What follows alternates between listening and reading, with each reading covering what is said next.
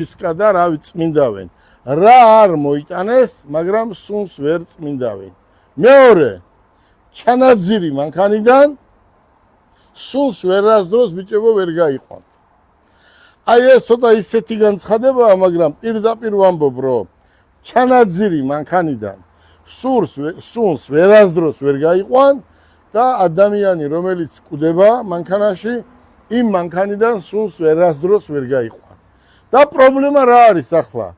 პრობლემა არის ბოლო გამოფენაზე, აი ეს მე რატომ არ ვიფიქრე, არ ვიცი.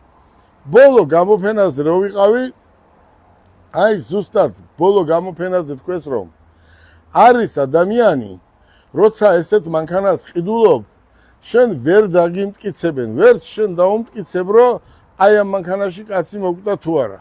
ახლა მანქანის ცხვირი დუბაისიდან მოტანილია და უკანა მხარე ამერიკიდან მოტანილი, ხო? შეერთეს აგერდა ღმერთმა იცის, ალლაჰმა იცის, რა იყო იმ მანქანაში, ხო? და ასეთი რამდენია ათასობით. პრობლემა რა არის, დათო?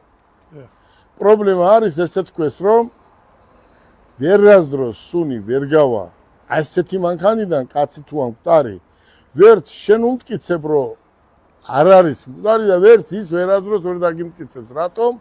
ავტომობილი ხან კორეიდან იყიდება, ხან ამერიკიდან იყიდება, ხან ევროპიდან იყიდება და ეს ავტომობილები წლობით განმავლობაში აგდია, ყრია სადღაც.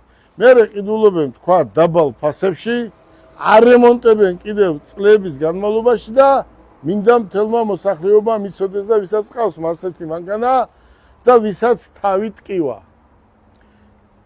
აი ესეთ მანქანაში, ჩანაძირ მანქანაში და სადაც არის ადამიანი მკვდარი მანქანაში ავარიის გამო ან სხვა რაღაცის გამო, ამ დროს მანქანიდან სუნს ვერასდროს ვერ გაიყვან და ამან იცის თავის ტკივილი. ყველაზე დიდი პრობლემა ესაა, რომ თავის ტკივილი გექნება მთელი ცხოვრება და ვერასდროს ვერ მიხვდები, რატომ გაქვს ეს თავის ტკივილი.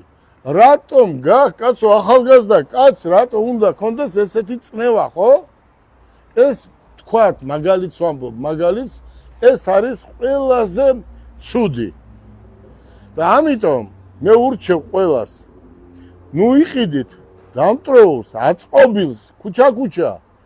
ვერც შენ დაუმტკიცებ, ვერც ის დაგიმტკიცებს და მერე ეს პრობლემები არის. აქედან გამომდინარე, დამიჯერეთ, მე ვიცი ეს საქმე. დამიჯერეთ. სანამ იყიდი ამ ავტომობილს, დაუშვა